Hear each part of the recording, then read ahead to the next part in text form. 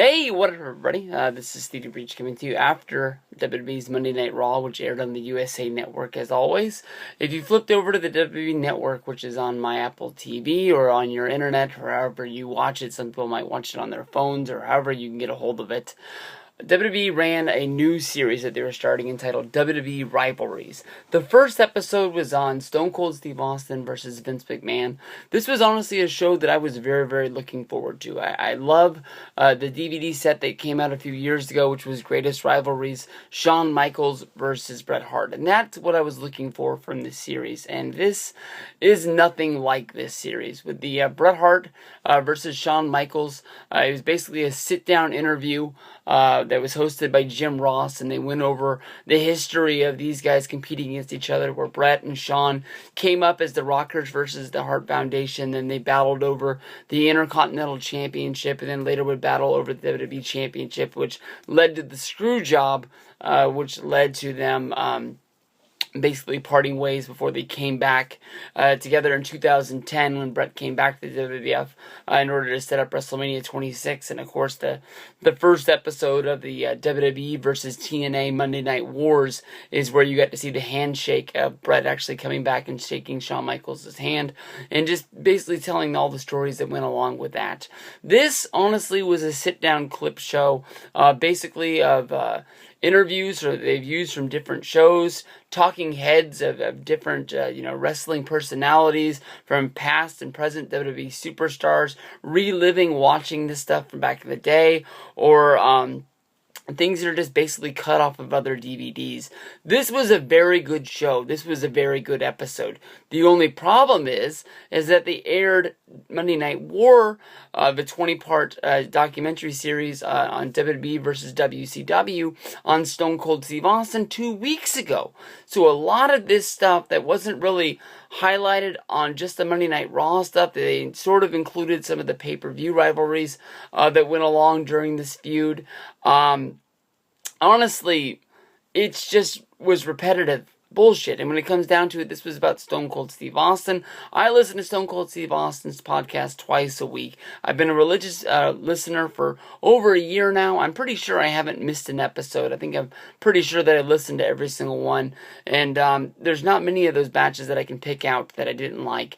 The one thing that I can say that you can knock Stone Cold Steve Austin is when somebody brings something up on a phone call, or whether he's on he's hosting a conversation between two guys. Whenever he touches on a story that he's told in the past, whether if it's the 4th, 5th, or 20th time, he tells the story, the whole deal. I don't know if it's what he does, where he basically knows I have to fill an hour of content each week, and basically I know that if I tell the story, I'm going to kill 2 minutes, or maybe he just doesn't even really know that he's doing it over and over and over again.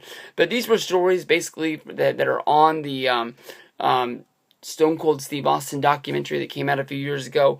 Definitely stories are on that Monday Night War documentary. If you're watching this video in order to see, am I going to go over and check this out, this 1 hour show, skip this one. Watch whatever the next episode is. And if you watch a couple more and you like it, then come back to it.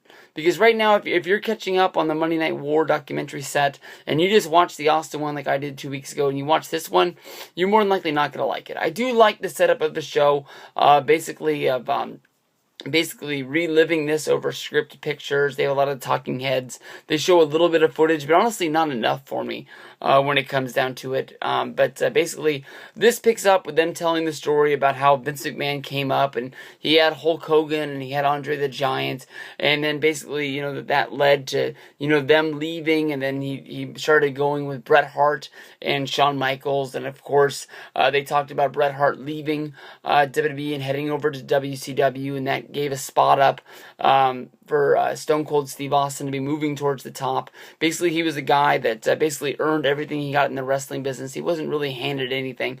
Stone Cold Steve Austin was a character that, Steve Williams created on his own, knowing that, he had the ringmaster gimmick and he wasn't going to get anywhere with that. And if he wanted to make money and he wanted to keep wrestling, he needed something to revolve and be able to move up the top of the card. The ringmaster wasn't going to be main eventing any WrestleManias. He wasn't even going to be lucky enough to be working in WWE for a good little bit of time. Even once Stone Cold Steve Austin was able to shake Ted DiBiase and he was able to become Stone Cold Steve Austin, even at that point, he was looked at as more of a jobber of the stars. Steve Austin he always refers to himself as a ring, not a ring technician, but I can't remember what the name is just the guy that was able to get in the ring and have a good match with just basically anybody that he could. He was just a hired hand, pretty much. This gets picked up. Basically, they don't even talk about or really show the pile driver in the middle of the ring on SummerSlam, but it basically picks up with Stone Cold Steve Austin showing up on Monday Night Raw and the Madison Square Garden, where basically he was going to come down and he was going to attack Owen Hart the night after SummerSlam. He took the neck brace off and basically he was trying to keep himself fresh and keep himself on TV, even though he knew kayfabe-wise he wasn't able to wrestle because his neck was broken and he needed to get that fucking thing fixed. I think that he ended up just not getting surgery on it, if I remember right, and it just sort of healed itself, and that would be something that would hurt him down the line. But he was still able to make Monday Night Raw appearances where every week he would pick up the microphone, and that's how they were able to get him over. Or he might drive a Zamboni down to the trucker. He was doing things that were able to get him over without actually physically getting in a fight and physically getting into the ring. Things like that. Basically, when he came down there to attack Owen Hart, basically the cops came out, Vince McMahon came down and just basically told him that WWF cared for his well-being and he didn't need to be in the ring. But basically, Stone Cold Steve Austin took this as some sort of a threat, gave Vince the first Stone Cold Stunner right there in Madison Square Garden. Of course, Vince was flopping around like a fish, and took one of the worst stunners in the history of the stunner of all time. From there, they don't show you; they just sort of tell you where they get to. Was that Stone Cold Steve Austin wins the Royal Rumble? That makes him the #1 contender, where he would go on and he would face Shawn Michaels at WrestleMania 14. Of course, a big part of that was Mike Tyson joining the WWE, with Mike Tyson being there as sort of the big, they had Mike Tyson watch the Royal Rumble in a press booth with Vince McMahon, and then they were making sort of a formal introduction that Mike Tyson had joined the WWF and he was going to be a part of WrestleMania. When Stone Cold Steve Austin came down to confront him, and of course that started a big brawl where basically Vince was, "You ruined it, Austin, you ruined it." And because of that, Vince would go on. They never really explained the fact of why Mike Tyson turned on DX and why he would be a part of the pre-workouts wearing the DX shirt. And then all of a sudden, come WrestleMania, he's wearing a Stone Cold Steve Austin shirt under the DX shirt. I think you're just supposed to forget that thing went on, and it's supposed to be for sort of a picture in that moment of Shawn Michaels getting knocked out by Tyson once the deal is all over. Basically, because Bret Hart, Hulk Hogan, Macho Man, all of those guys were now living in WCW. They didn't really have a big #1 contender with Shawn Michaels leaving, with the 6-year absence because of his back problems. So that basically set up the fact of Vince McMahon being the hand-picked opponent for Stone Cold Steve Austin. That led to the pushing and shoving where Vince finally cracked and he got all hyped up, and we were going to have a big Monday Night Raw match where they were going to have Vince versus Stone Cold Steve Austin with one hand tied behind his back. Once the bell rings and we're about to get down to action, Dude Love, aka one of Mick Foley's personalities, comes out from the back and basically says that he's not going to let this fight happen. He's veto this. Basically, he joins the corporation. He puts the mandible claw on Steve, which would set up the match of Dude Love versus Stone Cold Steve Austin. I believe they had 2 matches along the way, which was just etching them towards getting there. From there, they honestly just sort of skip all the way into the Royal Rumble next year, where basically it boils over. We're finally going to get Vince versus Stone Cold Steve Austin, but it's protected inside of the Royal Rumble match, where basically Stone Cold Steve Austin was screwed, where basically Vince told him he was going to be #1. I can't remember who was the one who screwed Vince and told Vince that he was going to have #2, but basically for at least 2 minutes we were going to see these guys fight inside the Royal Rumble. Of course, Vince gets rolled out under the bottom rope because he was tired of getting his ass kicked at the Royal Rumble. He has the master plan of going, through the crowd into the women's bathroom, I believe it was what it was, where he was met by the corporation, and the corporation jumped Stone Cold Steve Austin and beat him down into the back, only for everybody to return back down to the ring for Vince McMahon to be the surprise victor of the Royal Rumble once The Rock came down and distracted Stone Cold Steve Austin. The next night on Monday Night Raw, Vince McMahon would say that he didn't want to fight The Rock at WrestleMania. So basically, Shawn Michaels, the commissioner, slid into the side from Stone Cold Steve Austin and said the new number one contender was going to be Stone Cold Steve Austin versus The Rock at WrestleMania. But Stone Cold ended up putting that up against the line just to get his hands on Vince McMahon at St. Valentine's Day Massacre, which ended up being a steel cage match, one-on-one, the first time that we really get a full-on match from Vince versus Steve Austin, and this was an awesome match. I remember reliving this and thinking I got every dollar's worth on that pay-per-view, where basically Austin whooped Vince's ass all over the outside of that cage, and then when we thought that the match was over, and I was like, oh man, I'm so glad I ordered this show.